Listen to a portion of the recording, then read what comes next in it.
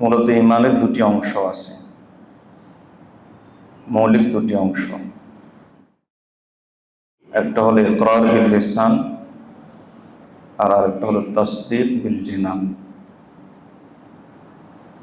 মুখে স্বীকার করে নেওয়া, অন্তরে বিশ্বাস করা। তো আমরা যারা দাবিদার মুসলিম, দাবিদার ইমানদার, আল্লাহ যেন কেমন যেন বলতে চাচ্ছেন যে তোমরা সেটা অন্তরও বিশ্বাস করো। মুমিন হতে হলে দিল এবং জবান একসাথ করে ইমানদার হতে হয়। আল্লাহ কেমন যেন বলে দিচ্ছেন যে তোমরা যারা ইমানের দাবি করছো তারা অন্তরও ইমান আনো, অন্তরই বিশ্বাস স্থাপন করো। আচ্ছা, আমরা কয়জন এই কথা জানি যে ইমান কেমনে আসে, ইমান লাভ হয় কেমনে? ইমান তো একটা সম্পদ, একটা নেয়ামত, সবচেয়ে বড় নেয়ামত ইমান। ইমানের চাইতে বড় নেয়ামত তো আর নাই। ধরেন বাড়ি কেমনে বানাবো এটা তো জানি, ইট লাগবে, সিমেন্ট লাগবে, মিস্ত্রি লাগবে। দোকান কেমনে দিব এটাও জানি, সন্তান কেমনে জন্ম দিব এটাও জানি। ইমান কেমনে বানাবো, ইমানটা তৈরি হয় কেমনে? আমাদের ভুল ধারণা হলো এই যে আমরা মনে করি যে ইমান তৈরি হওয়া সহজ। ইমানদারের ঘরে জন্ম নিচ্ছি তো ইমানদার হয়ে গেছি, বাস আমি মুমিন। এটা হলো আমাদের ধারণা। না, ইমানদারের ঘরে জন্ম নিলেই যদি মুমিন হতো বা মুমিন হওয়া যেত, তাহলে আম্বিয়া কেরামের চেয়ে বড় ইমানদার তো আর কেউ ছিল না। ইমান তৈরি হয় ভিন্নভাবে। আল্লাহর কাছে পানা চাই। মুফাক্কির ইসলাম সৈয়দ আবুল হাসান আলী নদভী রহিমাহুল্লাহর একটা কথা কলিজা আগুন ধরার মতো। মুফাক্কির ইসলাম সৈয়দ আবুল হাসান আলী নদভী রহমতুল্লাহ আলী বলেন যে এখন ঘরে ঘরে নাস্তিক, ঘরে ঘরে মুরতাদ। পার্থক্য হলো আগের জামানার সাথে দুইটা। একটা পার্থক্য হলো মুরতাদ নিজে জানতো যে আমি ইসলাম ত্যাগ করছি, আর এখনকার সময়ের মুরতাদরা জানেই না যে সে ইসলাম থেকে বের হয়ে গেছে। এগুলো একটা পার্থক্য, তার খবর নাই। সে হয়তো ইসলামের একটা বিষয় আপত্তি করে বসে আছে, এর দ্বারা সে মুরতাদ হয়ে গেছে, খবর নাই। আরেকটা পার্থক্য হলো যখন কোনো অঞ্চলে কোনো এলাকাতে একজন মুরতাদ হতো, গোটা ইসলামী দুনিয়ায় সাড়া পড়ে যেত। অথচ তখন মিডিয়ার যুগ ছিল না, ফেসবুকে একটা পোস্ট দিলেই সবাই জেনে যাচ্ছে, এরকম না। তখন মিডিয়ার যুগ ছিল না, ওট গরু ছাগলের যুগ, ওট ঘোড়ার যুগ। কিন্তু এরপরও কথার কথা অমুক অঞ্চলে ওই যে কিছু লোক ইমান ত্যাগ করছে, পুরা মুসলিম বিশ্বের মধ্যে এটা নিয়ে আলোচনা শুরু হতো, কথাবার্তা শুরু হতো।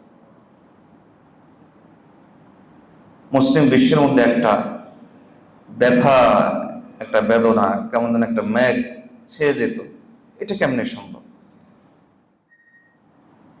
আর এখন ঘরে ঘরে মুরতাদ হচ্ছে। আমরা যারা ইমানদার দাবি করি আমাদেরও টাসে মাসবি নেই হতা, আমাদের সামান্য পশম নয় না। এই হলো পার্থক্য, এই দুইটা পার্থক্য। আগের যুগে কেউ ইমান ত্যাগ করলে সে নিজেও বুঝতো যে আমি ইমান ছেড়ে দিছি, আর এখনকার যুগে ইমান ত্যাগ করে নিচ্ছে কিন্তু নিজে বুঝে না, টের পাচ্ছে না। আর আগের যুগে একজন মুরতাদ হলে গোটা মুসলিম বিশ্বে সাড়া পড়ে যেত। ঘরে ঘরে মুরতাদ তৈরি হচ্ছে, কিন্তু আমাদের সামান্য পরিমাণ পশম নয় না। এই হলো পার্থক্য।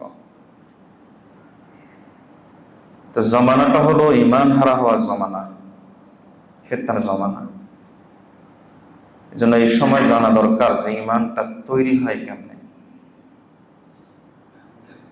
ইমান কেমনে তৈরি হয় এটা বোঝার আগে আল্লাহ তাআলার একটা গুণ বুঝেন। আল্লাহ তাআলার একটা গুণ হলো আল্লাহ অত্যন্ত অহংকারী। ইমানের বিষয়ে আল্লাহ তাআলা কত বড় অহংকারী রাসূলুল্লাহ সাল্লাল্লাহু আলাইহি ওয়াসাল্লাম বুঝান, আমাদেরকে বুঝাচ্ছেন।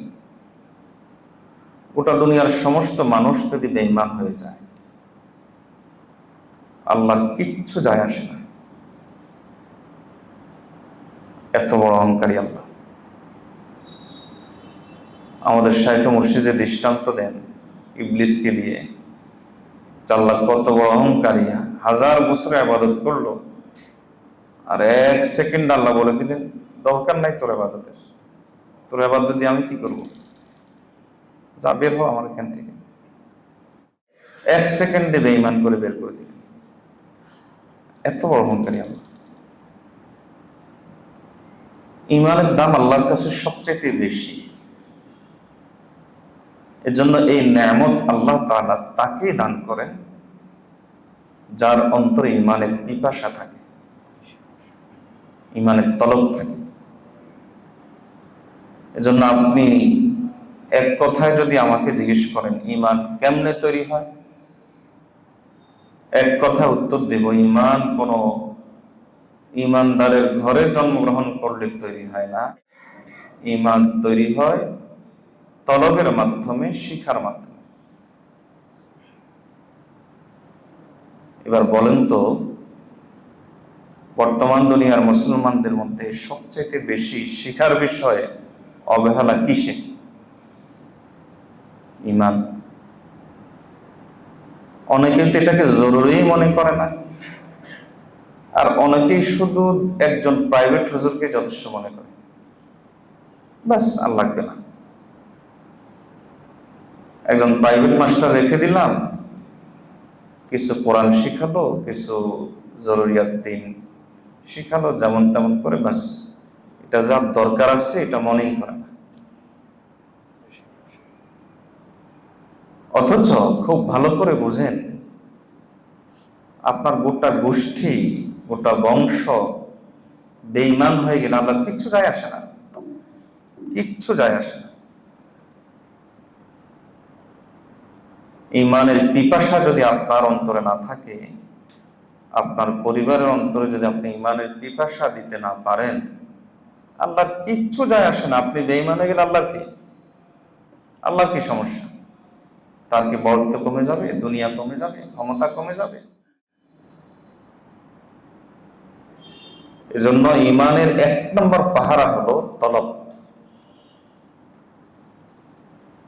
ঈমানের এক নম্বর পাহারার নাম বলেন কি? বলেন বলেন। তলব মানে পিপাসা, শিখা। বলেন তলব মানে কি? পিপাসা, তৃষ্ণা। আমার ঈমান জানতে হবে, আমার ঈমান শিখতে হবে। ঈমানের ব্যাপারে তলব, এটা ঈমানের এক নম্বর পাহারা। দেখুন, আমরা নবীদের জীবনীতে এবং সাহাবায়ে কেরামের জীবনীতে এটা আমরা অক্ষরে অক্ষরে দেখতে পাই, তলব ছাড়া আল্লাহ কাউকে ঈমান দেন নাই। হযরত ওমর রাদিয়াল্লাহু তাআলা আনহু এবং আবু জাহালের দৃষ্টান্ত সামনে আনেন। আবু জাহাল তো ছিল আবুল হেকাম, মানে বুদ্ধিজীবী। এরপরে ইসলাম মানে নাই, এই জন্য নাম পড়ে গেছে আবু জাহাল, কিন্তু তার মূল নাম তো আবুল হেকাম।